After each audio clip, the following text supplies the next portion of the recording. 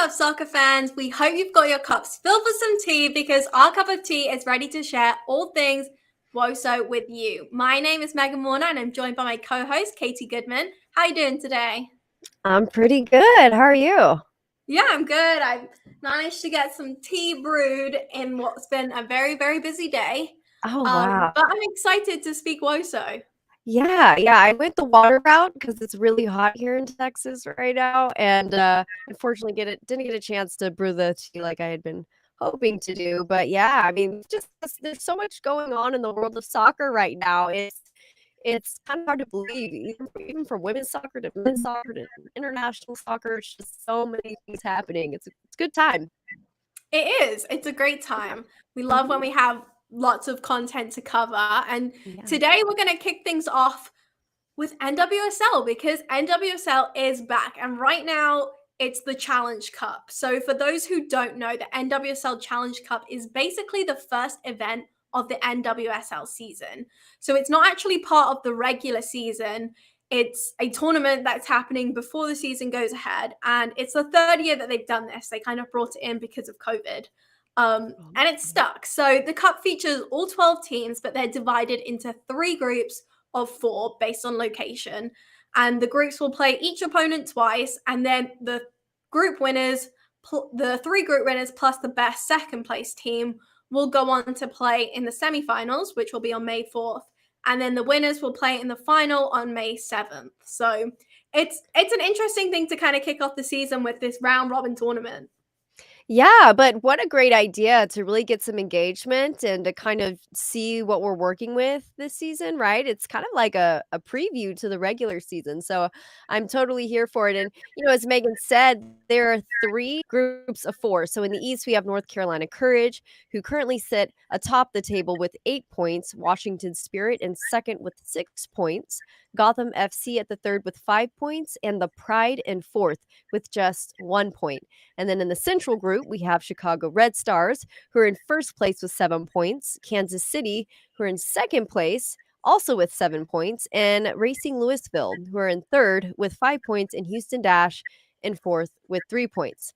Finally, in the West, we've got OL Reign, who are topping the table with 7 points, Portland Thorns, and who are in second with 7 points as well. The San Diego Wave FC are third with 4 points, and Angel City sit at the bottom of the group with just 1 point. That was a mouthful. A lot of points in it. Yeah. But I mean, like I said, what a great way to just kind of see what we might be working with this season.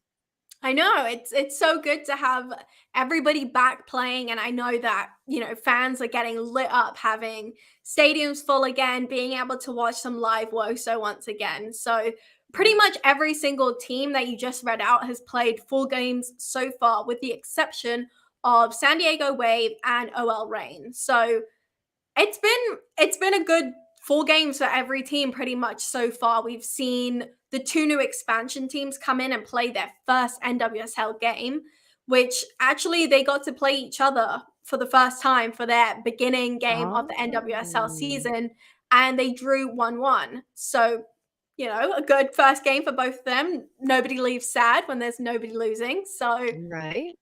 um, Angel City yet to pick up their first win though, and San Diego Wave has kind of come out on top of those 2 new expansion teams because the second time those teams faced off, Angel City were able to win 4-2. San Diego Wave were able to win 4-2. So we had one of the goals scored by one of my favorite players, Jodie Taylor. Woo woo. And then Amira Ali also added a tally, and Alex Morgan, of course, got a brace, loves to get in on the scoring action. So, yeah, we've seen some really awesome moments so far in the tournament.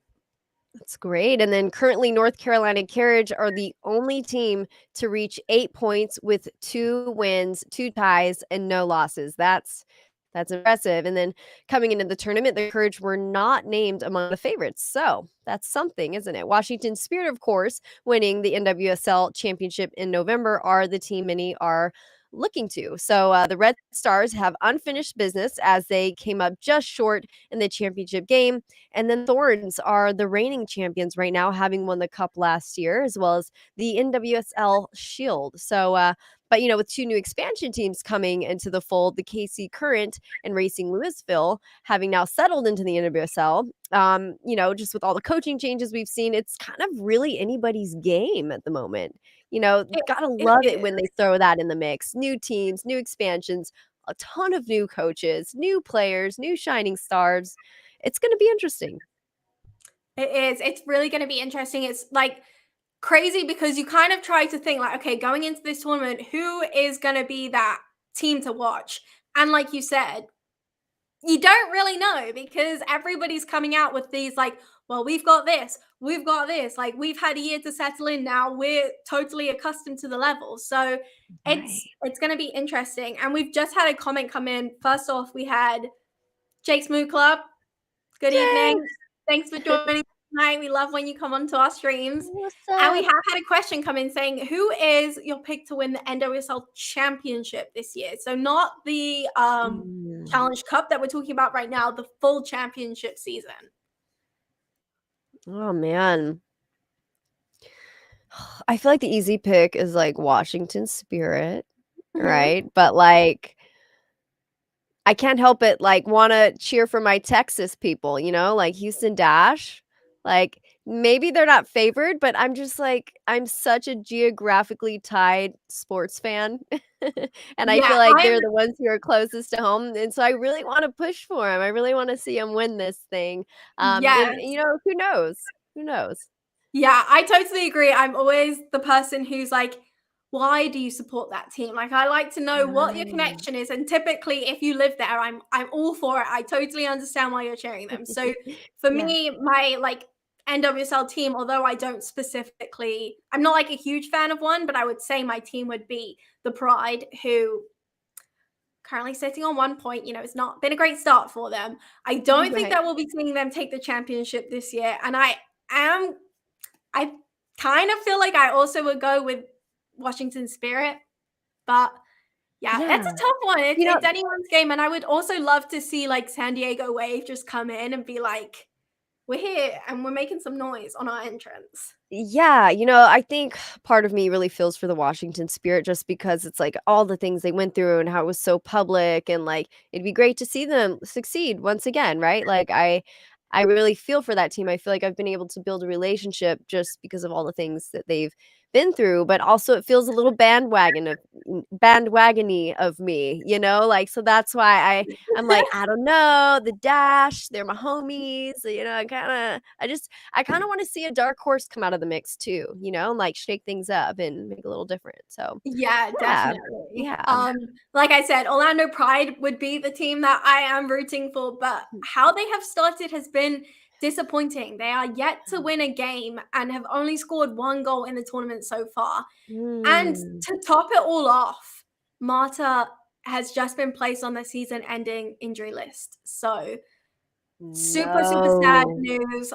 She tore her ACL, so we're wishing her all the best in her recovery. And she's such a key player, but also a key person for that team. Like she's such a true leader, and I know that she'll still be able to influence those players who Mhm. are on the field, but that's a big hit. That is a huge hit. I mean, that makes sense why there's that struggle there. I mean, that's a gaping hole that you leave in the team. I was about to ask, well, what's the breakdown? Like, I wonder what's going on, and that would explain it. That would explain Yeah, it. they also do have new head coach. Amanda Cromwell Mm. joined the Pride in December after coming from the Bruins, UCLA. So she's, Right? adapting to NWSL life. I mean, she's got a Yeah. great resume. I do think that she's going to be a coach that will be able to help them have an impact and help them have a really positive season. But yeah, it just a little bit of a slow start. But this is the time. This is what we're saying with the Challenge Cup. Is like maybe this is the time where you try different things. Yes, if you win this, you're going to be saying, yes, we won the Challenge Cup. It's the best thing ever. If you don't go into the knockouts, like it's no big deal. You can kind of use this to test out different things. So it's Right. an interesting cup. Absolutely, and that's a lot of changes, losing big players, having coaches come in, but again, they're not the only one unique to those changes. Like a lot of teams this season have new coaches, so yeah, anyone's game, really and truly. Yeah. Definitely. And before we move on to our second segment of the show, We want to give a huge shout out because Barcelona showed off for the largest recorded crowd in women's soccer history. 91,553 people attended the Champions League quarterfinal between Barcelona and Real Madrid. And so, Ooh. in our coverage of the history of WOSO, we do know that there was a 1970 match in Mexico that arguably had 110,000 spectators, but that's not like a confirmed attendance. So that is not the record, and this game has the confirmed fact that it is the highest crowd recorded at a women's soccer game. So I mean, that is just amazing, isn't it? Like so many people. I mean, it's incredible what happens when you give women a chance on the right platform at the right time slot, like, and I hate to step away from soccer on this one, but the same was for the NCAA Women's Basketball Championship. It was the most watched women's basketball game yet, and it was an Mhm. NCAA championship. And so, it's just, and it's one of those things where it's just like, if we could just continue pumping that money into the team, continue giving female athletes a chance, like, this could be something really cool and interesting. And I know a lot of people say, well, the men are raking in all the sponsors and the men, they play faster. And like, women bring something different to the table. Like, we are just as agile and accurate, if not, more accurate sometimes. There may not be as much force or whatever, but like, it's a slightly different game, but it's just as equally entertaining, especially if you know the sport. And I think it's the people who don't know the sport are the ones who struggle when it comes to women's sports. But for anybody who really does know their sport, watching women play, it makes sense, and it's actually, like, really entertaining. So, Yeah, yeah, I think that's 100%. great news. Fine, like people enjoy game on a different level when they have a team that they're following, Mhm. players that they know that they want to see succeed. Like when you know their stories, like so and so's come back from this injury, like how's she gonna do? Like when you're invested in them on that next level, which is what we're trying to get through right Right. now with all women's sports. Be invested in these players in the entire story of their season, cover them to that extent, and then people will want to see more and more. It's like the men's game gets so much coverage that everybody is so invested in all aspects of them. And when we can give the women that exposure, it's going to produce the same results. Absolutely, and I mean, like, it all comes down to those sponsorships. Like, the more you see a familiar face in an ad on Nike or Adidas or really any major platform or any major supporter, it's just gonna make you want to know more about them. I mean, think about how Megan Rapinoe, how she is the face of US women's soccer. Now, imagine we could do that with a couple of other players here in the United States and tie that to NWSL. Like, we've done a fantastic job with the US women's national team. Like, let's start working in that direction for the leagues here. It's only going to bring everybody up at the same time. And another fun fact is that the Angel City franchise has already sold 15,000 season tickets and over 450,000 views were recorded for their match against San Diego. So, people can talk crap all day long about women's sports, but we're coming. We're coming up. And, help us or get out of the way is the way I see it. Right? Yeah, Come totally at me. agree. Yeah. I will fight you. So speaking of WOSO that we love to talk about on this show, the UWS is coming up. It's coming up fast. In just about 1 month, we're going to be kicking off the summer of soccer, which I am so excited for. And the conferences have kind of changed a little bit slightly. So we're going to be going over that right now so we can kind of get accustomed to it, get ready, and get excited for all of the talent that is coming out. So we'll start out in that West Conference. We've got pretty much things staying the same in the West. Two new teams, Los Angeles SC and FC Arizona, will also be accompanying Calgary Foothills, Impact FC, Congo SC, and SC Blue Heat, who are the current reigning champions. So, this league is going to be a tough one. Like, this conference is real. These games were competitive. And I know, Katie, you actually got to play against SC Blue Heat. So, give us a little bit on them. Yeah, an incredible team, incredibly fast wingers. I mean, every single player on that team was a straight up competitor who could really play in any league at any level. Like I think they're definitely one of the stronger teams. I don't doubt you're going to see them at nationals again this year, but I mean, they still have a lot to prove even then because they've got LASC, Impact FC, like they've got a lot of really good teams that they still have to show up against. But yeah, no, they were incredible. But we've got a couple good players coming from the Athenians too that are coming, some new recruits, some old faces you've seen before as well. So hopefully we make it as well. But that's of course something we'll have to see and see how it goes game by game. That's again, Yeah. we got new coaches. I don't know what it's like for SC Blue Heat, but Athenians have new coaches, new strength trainers, all kinds of stuff going on.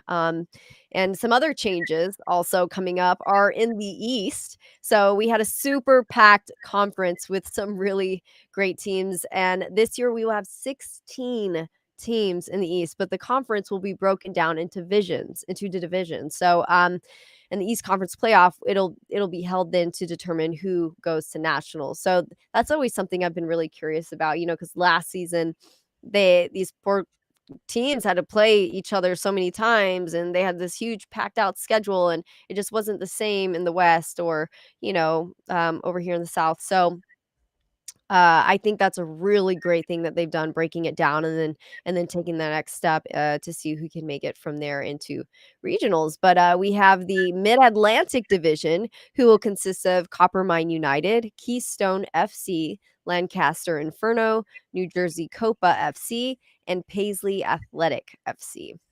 So Yeah, so yeah. like you said, I think it's really going to reduce the travel aspect in those divisions. And so Mhm. you don't have that to factor in because sometimes that is a really big factor, whether you have those funds to stay overnight or are you making a 7-hour trip and then getting off the bus and warming up and playing, because that can definitely change your performance. So yeah, I think Absolutely. these divisions are going to be super interesting. And in this mid-Atlantic one, we've got Lancaster Inferno, who finished in 5th place last year in the East. So very excited about that team because I think that they're going to be coming back ready to fight, like ready to say that we weren't happy with 5th. We know that we're Mhm. better than that. So what have they been doing in that off season and how are they going to come in and show this division we're here to make our mark? Right, especially now that it's a slightly different ball game for them. They only have a couple of teams that have to consistently show up against, and so that might create a different result for them, versus having to play a bunch of teams and hoping they make it out of that really tough conference. And then over in the New England division, it'll consist of Black Watch Rush. That's a tongue twister. Black Watch Rush. Oh my Connecticut, gosh, Black right? Watch. Did that 5 times fast. Like, my goodness.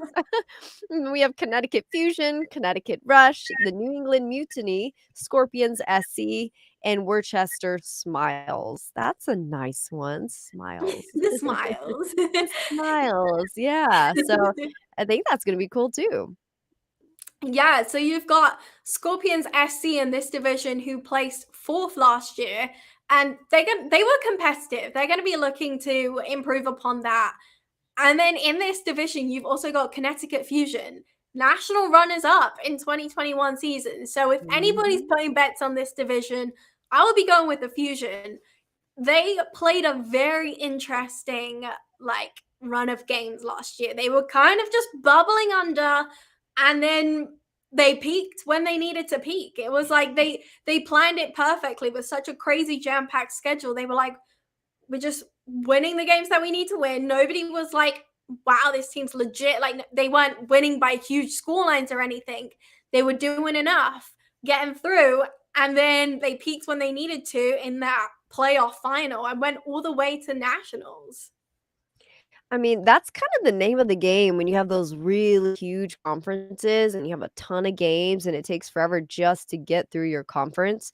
Like, it's all about peaking at the right time, because not everybody can just, own it all the way through. That's like such a rarity. So, but as long as you're peaking at the right time, you get into those playoffs and then you take it from there, right? That's when you really turn it into high gear. So, yeah, you're right. They definitely like played their cards totally right on that one. Mhm. They Um, did. then we also have the Penn New York division, which will consist of AC Syracuse Pulse, Erie Commodores FC, FC Buffalo, Pittsburgh Hotspurs, and Rochester Lancers. I like Hotspurs. That's a great name.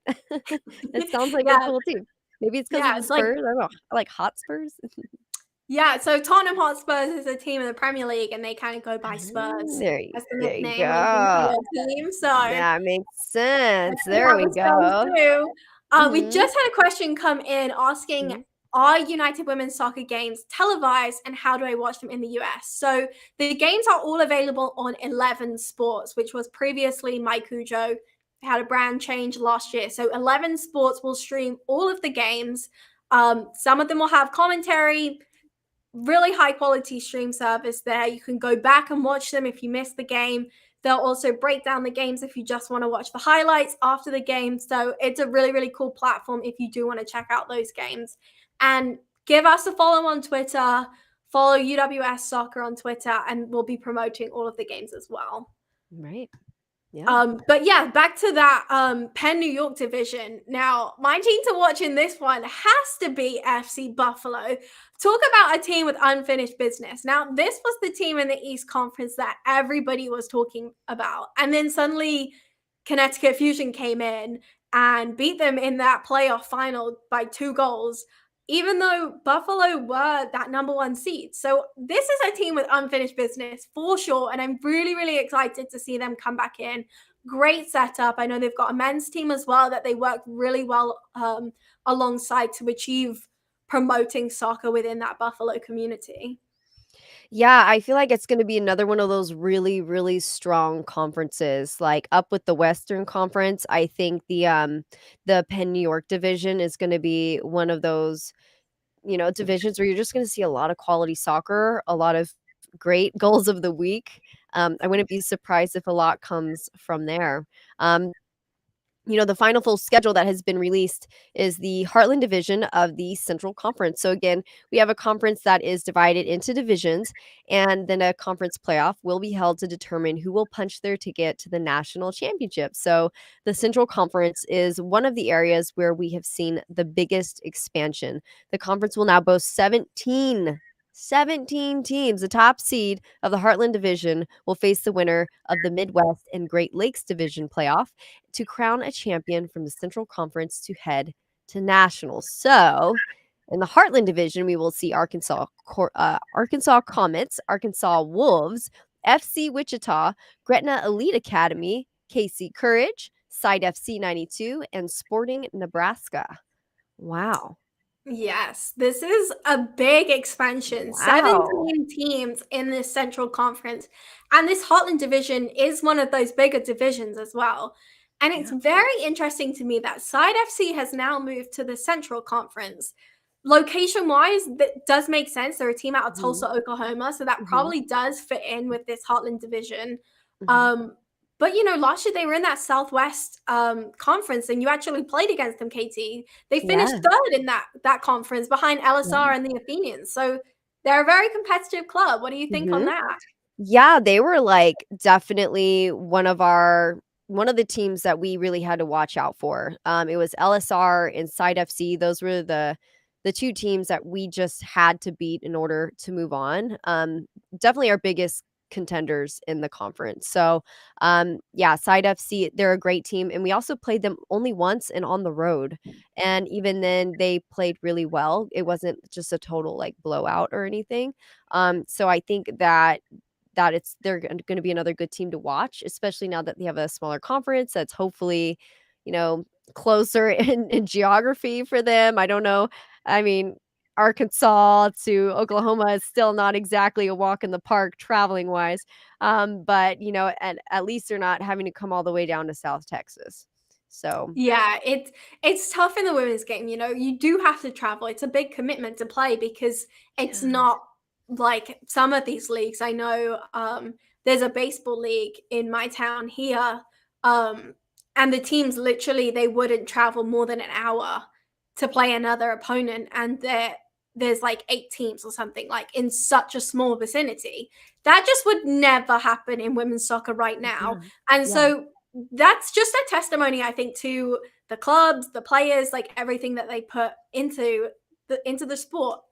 And so Yeah. in this Heartland division, another team that I'm keeping my eye out for is Gretna Elite. They came second place in the Central Conference last year. So I think that they're going to be coming out strong again. And then you've also got KC Courage in this division. And Mhm. in my opinion, KC Courage underperformed last year. They have very talented players. They have a really great setup, and I just don't think that they really found their stride last year. And so this season, they're going to be coming in ready to like they have unfinished business, like FC Buffalo. Yeah. They want to Yeah. come back in, and will be playing with a vengeance because they want to prove themselves. Heck yeah. I think I definitely agree with that assessment. And, one thing I'm noticing is we have all these teams. We have such a huge expansion. And a big concern for us was the USLW League. And, a couple of, I think a team or two left UWS, went to USLW. But, like, look at all these teams that have joined us. And we still have an incredible season ahead of us. So I'm just like elated to see that it's going to be a really, really good season across the board. It's going to be evenly matched. There's finally a lot of, really good structure when it comes down to the divisions and the conferences and things like that. So I'm excited. I think it's going to be great. And, just also going back to like the whole investment thing, like there are so many people who don't realize what, amateur female athletes have to invest because we're not paid, but we are traveling, we're dedicating our time, our energy, our bodies. So, yeah, it's one of those things that's it's a blessing to be able to do, but there's also a real challenge involved. But the more we grow our conference, the more exposure we get, the more clean streams we get out to our fans and people wanting to watch this, the better the league is going to be, and the more women's soccer in the United States is going to grow, and the more there will be a pathway to pro. So that's the whole plan, right? Yeah, Yeah. definitely. It's all about getting people to commit at this point because Mhm. without people's commitment to growing the game in all capacities, joining these leagues, playing for these teams, clubs investing and, making those travel arrangements because it's not cheap. It's a huge investment, but it's one that's worth doing because it's for the future. And we want to Yeah. provide people. There's people out there. I mean, there's 90,000 people out there wanting to watch women's soccer, and so we need to provide for them. We need to give them competitive games, and this is where you're going to get it in the UWS because the level is so high, and there's still lots more schedules that are going to be coming out over this next month. Katie, you've got your schedule with the Athenians that should be coming out shortly. How are you guys feeling about that? Are you excited? Yeah, yeah. The stakes are really, really high for the Athenians at the moment. I mean, we are bringing in recruits. We have, like I said, some familiar faces from last season. So again, the stakes are really, really high. And coaches are really coming. They're really approaching the season from a very intense standpoint early on. I mean, one thing I noticed last season and preseason was, we kind of show up and just slowly managed our way into increasing more time playing and becoming a cohesive team and working into structure and strategy. And right now we are just right out of the gate, like going into, strength training, fitness. So, which is a hallmark trait of a really competitive team is what you put in fitness wise here in America, as we know. So yeah, I have not received the schedule. I haven't heard anything about that, me personally. But yeah, we are definitely ready, preparing. They've already announced some of our players, but they haven't fully announced the entire roster yet. So that's something that's still up in the air. And so I think it's going to be interesting, no doubt, no doubt. Yeah, exciting times. I mean, I think like this next month coming up, leading up to the summer of soccer, is just one of those where you're like, you love the hype, but also you're like, can we just start? Like, can we get some games going here? Yeah, let's do the fun stuff now. Like, it's like the anxiety fitness is killing me, man. Like we don't know what we're gonna come into every day. So yeah, it's like let's just do all the fun stuff and get the drills down, the real technical stuff. Like, oh, that's the best. It really is.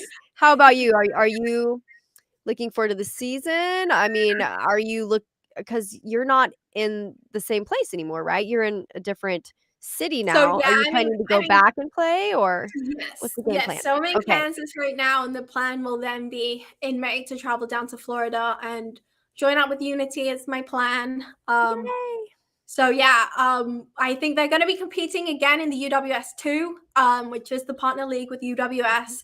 Just in Florida, the UWS two is a lot more accessible. It really does come down to. Oh, I have to pull up this comment that's come in. Woo, yes, yes, woo, woo. um, Thank you, Jake. Thank you.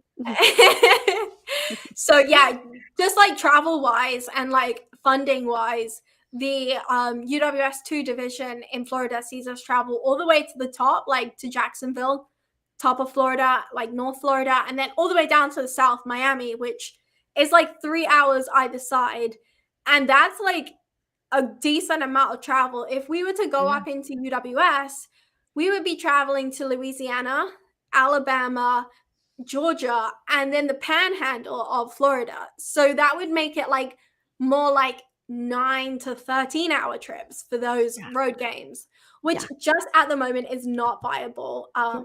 Woo, let's go Unity. Thank you, Jake. um so yeah, I think we're going to be competing in the UWS two, which is really, really competitive in Florida. We've got Division One players coming to play in this league, players who've played at the international level. So to me, like, although it's called UWS two, it really does feel just the same as UWS. And all the girls right now are working really hard in that off season. We've got some try-ins coming up to boost that roster, get some new players. So exciting stuff for us too. I believe that Florida is just known for good soccer. I mean, like every Florida team I've played, whether it was in club or in college, they have been really good. So it makes sense that your UWS2 in Florida is not the same as like a UWS2 like in Oklahoma or even Right. Texas. I And mean, like, like, yeah, it's not the same. Yeah. So yeah, I'm a like, why lot of don't you guys those. just you guys should just be your own UWS1. like, Yeah, I why don't you agree. guys all agree to just be UWS1 and, like, call it a day? Because traveling really all the way to, like, Alabama and everything, like, I mean, that's a lot of money as a club owner to be able to invest for, Yes. most usually, like, 18 travel. That's buses, that's gear, that's hotel rooms, food. That's a lot of time on the road. Yeah, and Yeah. just time in general, like, how do you even make that work, you know? Yeah, Like, who it's has it's 19 really, really, hours to drive every weekend? So yeah, it's really, really tough. And I think that like the difference is pretty obvious because those UWS two teams in a lot of divisions are B teams, reserve teams, the younger teams, which is great. Like okay. I love that UWS has that platform for them. In the Yeah. UWS two in Florida, it's not those B teams. Like these are just like the first team of those clubs. Like it's Jacksonville, it's Sunrise, it's Unity. It's that first team, that first women's team, but we're just not playing in the UWS because funding and travel purposes. But Yeah. it's all good. We're super excited. The level is competitive, and that's what you really want when you play soccer. So yeah, I'm really Right. excited. It's gonna be fun. Right. All good stuff. I mean, an incredible season just right around the corner. And of course, we're going to do our best to keep you informed leading up to it. I know FC Austin Elite actually has a game coming up with the Tigres in preseason, Yes. which is kind of a big deal. So, like, definitely stay tuned for that. We can probably give them a share on our Twitter and Instagram and whatnot, so you can figure out how to watch that game because that's going to be a good game. I mean, the Tigres are Yes. no joke, and that's just good quality soccer to watch right there. Like the Athenians played Club America last season in preseason, and actually it was in the middle of season. Wow, It that's was weird in to the think middle. about. It was weird to think about, and just anybody from like Liga Mexico Femenil, like they're really good teams. So and they draw a lot of people to the streams. They draw a lot of people to the field in person. So yeah, I think it's going to be an exciting season moving forward. It is. And we hope that today, you got a little taste of it.